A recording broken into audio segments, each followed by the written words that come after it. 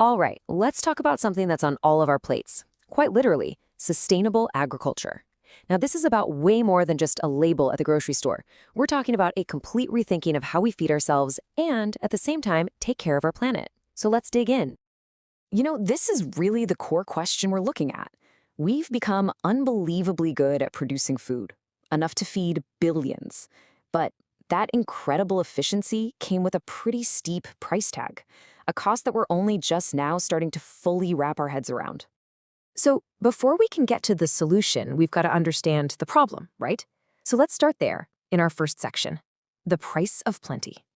Okay, so after World War II, farming went through this massive revolution. Things got way more intense, meaning more food grown per acre, and farms got much, much bigger. And in one sense, this industrial model was a huge success. I mean, it worked. It fed a global population that was just exploding. But, and this is a big but, all that efficiency had some serious downsides. And what's so important to get is that all these things are connected. You get ecosystem degradation, and biodiversity loss comes right along with it. We also lost a ton of crop diversity because farms started focusing on just a handful of high-yield plants. And of course, this whole model has raised huge red flags for animal welfare and, yep, our own health too. And we're not talking about a small problem here. This quote from the source material just hits you right in the gut. We're talking about an impact so huge that it's a major driver of the mass extinction event that's happening right now.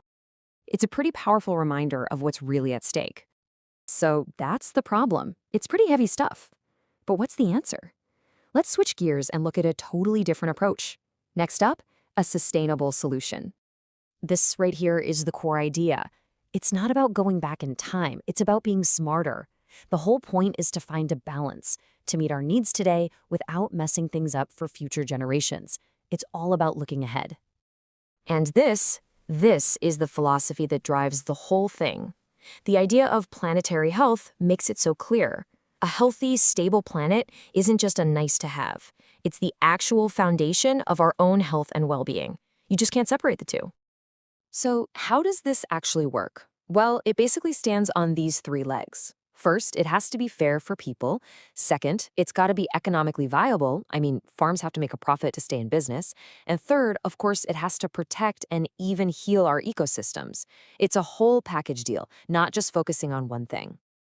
Okay, let's get into the nitty-gritty. What does this actually look like out in the fields? We'll start with part 3, smarter crop production. So this slide really tells the tale of two different worlds. Over on the left, you've got your industrial monoculture, just massive fields of one single crop. It's efficient, sure, but it needs a ton of